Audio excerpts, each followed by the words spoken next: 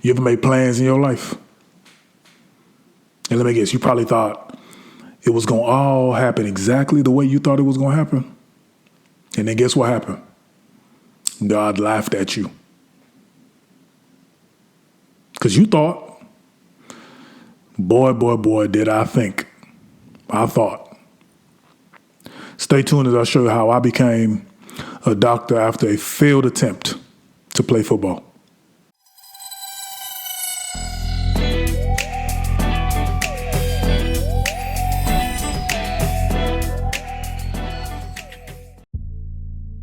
Here, also known as Dr. Swola.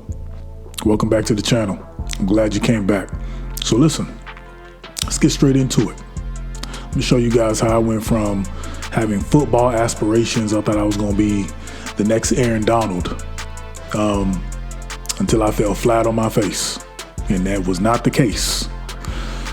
Basically, the way it kind of started was very simple. I was just a regular high school kid who was recruited to D2 schools, but it just didn't work out for me. That wasn't the way I was trying to do it, okay? And if you know, I'm Nigerian. And if you know anything about Nigerians, we don't play when it comes to their education, okay? So I was born in Nigeria. I moved when I was 5 years old. And my parents moved to America with the sole mission and purpose that their kids were going to be doctors. And that was the whole point, right? You pretty much got 4 options in the Nigerian household of what you can be. You can either be a doctor, you could be a lawyer, you could be an engineer, or you can be a flat out failure. That's it. That's it. That's all you got, right? And for me, I've got some medical in my family, so I figured, man, I got to do it. And I'm the firstborn. So for me, I got to be a doctor eventually it's got to happen, right? Even with all the dreams I had to play football, eventually I was going to have to be a doctor regardless. It didn't matter, right? So I was being recruited by some schools and my dad wasn't hearing it. You know, this is how my dad sounds. He's like, I want you to go to school to become a doctor. You understand me, Abi? Sure, you hear me. You better hear me loud and clear. I don't want you going to school to go and be playing football. That's not what I send you to America to come and be doing. You understand? So you better go and be a doctor. Like me. I'm a pharmacist. And that's how my dad is. My dad was a pharmacist, right? So it's one of those things where you didn't really have a choice. There's no choice. Like, it's really changed nowadays. The game is completely different. You can do whatever you want to do and it's whatever. But back when I was growing up, it wasn't no choice. College wasn't an option and pursuing your higher level education was not an option. You see what I'm saying? So that's just the way it was. So trying to play ball, I had to sneak it. I had to go around my parents to do it, okay? Now, when I applied to the University of Houston. So I'm from Texas, and University of Houston, one of the premier institutions of Texas. Shout out to U of H, go Cougs. But they didn't accept me initially, though. They tried to play your boy. They definitely tried to play your boy, okay?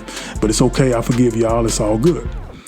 But I did get into Texas Southern, which is down the street. Shout out to HBCUs. I did get into Texas Southern. So, I remember we went down that weekend to try to, go for an orientation to Texas Southern. But I was like crossing my fingers, still hoping that I would get into U of H that weekend, right before school started. Right? Why did we wait till the last second to go down for orientation? I don't know. But I was crossing my fingers, and God saw it fit that I would get my admission the same weekend I'm down in TSU for orientation. So we literally left orientation at TSU. We walked down the street to University of Houston, and I went to the registrar's office and I say, listen, school's starting on Monday. I just got accepted. I need a class. And I need to get classes. So I don't know what's going on, but I need you to help me out. Mind you, my intention was to still go and walk on the football team at University of Houston. I was a preferred walk-on. I had a highlight tape. Coach Browse knew what it was with me and, yada, yada, yada. But at the end of the day, my parents ain't trying to hear none of that. So I just gave a little major, I was like, okay, I'll do pre-farm. Because my dad's a pharmacist. I was like, this will kind of shut him up a little bit. All right, I'm doing pre-farm. Now, mind you, if you know anything about the science classes, you know that these classes are very demanding. But I signed up anyway. Now, I'm trying to walk on the football team. I got 5:45 workouts, you got meetings, you got this, you got that. I mean, there's a lot going on when you're trying to be a student athlete, right? You're really an athletic student. That's really what you are. But, when you're a scholarship player, you get all the bells and whistles and get everything handed to you. I was not that, right? So walk-ons, you just got to figure it out. Figure it out, make it work however you got to make it work. But for me, because I came in so last minute and last second, remember, I just went to the registrar's office and I said, listen, just put me in a class. I don't care where you put me. Well, they put me in classes that were very inopportune times, that clashed with meetings, that clashed with workouts and stuff like that. So some had to suffer. And because I went to school to play football, that was my dream. That was my first love. School had to suffer, unfortunately. But that was to my demise. Because if you know that you're taking biologies, you're taking chemistries, and I think that I had maybe a government class and a history class or something like that. Guys, I failed every single class. Failed everything. F's. And you would have thought I learned my lesson. But I didn't. So what'd they do? They put me on academic probation, right? So now I'm on probation, but I'm still trying to make the team. Spring ball's around the corner. And what happens? Coach Browse leaves and Coach Sumlin comes in. When he comes in, he changes the walk-on criteria. It's no longer a 2.0 to walk on anymore. It's 2.5, right? So now things just got a little trickier because I just failed all my classes and now it knocked me out of candidacy. Well, it kind of took me into a weird place because now I couldn't pursue the thing that I wanted to pursue this entire time. So I didn't do no better. That next semester, I think I made 2 F's, maybe 1 D, maybe 1 C. And I got kicked out the program, kicked out the school. I got placed on suspension. And that was probably the worst time of my life. I contemplated just, everything. I fell flat on my face and I almost lost it all. But I think that's where a pivotal part of my life really took a turn. And that's where I found God. And God said, you thought you were trying to play football, boy? I got something bigger than that. I have something greater for you than that. That you're going to impact people differently than that. And it was at that moment I found God. And that was it for me. And when my eyes opened, it opened in a way I never thought was possible. So I had to figure out, okay, how am I going to get back in school? How am I going to get back? So I said, okay, cool. What do I need to do? Sat with an advisor. He said, well, listen, you got to take this. You can't come back here. And that means you're not going to get any, no more, disbursements of loan and nothing like that. So I'm over here staying in an apartment that my dad told me not to stay in because that's where the athletes stay. And I wanted to stay there because I wanted to be an athlete. So I'm over here working 3 jobs. I'm over here delivering pizza. I'm working in an ice cream shop. I'm out here. I'm a personal trainer. I'm doing all kind of stuff at this time. But before that, I was very depressed.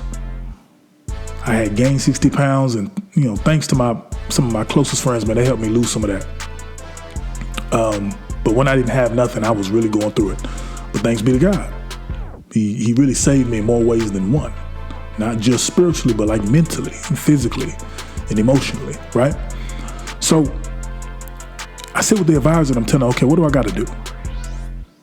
Because at this point, going home and being a failure, like that last option, is not an option.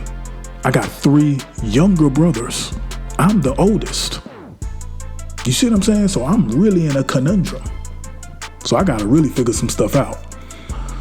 So I said, okay, all right, let me work this out. So he tells me, let's go ahead and have you take a course at like a local community college, take a course, and then we'll try to get you back in. But when you come back, you're going to have a major that you're going to actually want to stick with, okay? So I took the class and I said, okay, what do I really want to do? What do I really like? And I said, you know what? I worked out a lot, trying to play football. I love being an athlete. I said, you know what? Let's switch the major from pre-pharm to kinesiology, which is the study of human and health performance. And I said, okay, I'm going to do that. And I think I'll parlay that into being a physical therapist, because I still get a chance to work with athletes. So I said, great, let's do that. That was my second plan. That was my second life. That was my new chance at redemption of everything that I did, right? And when I left that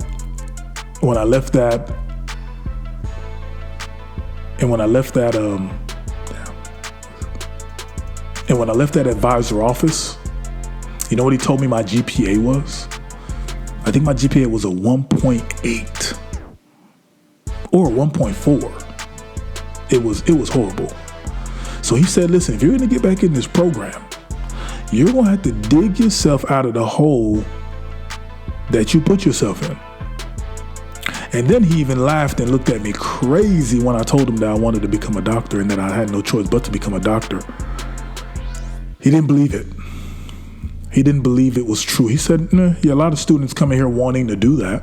A lot of students come in here wanting to be that all day. But it doesn't mean that it's possible. I think you need to find something more realistic.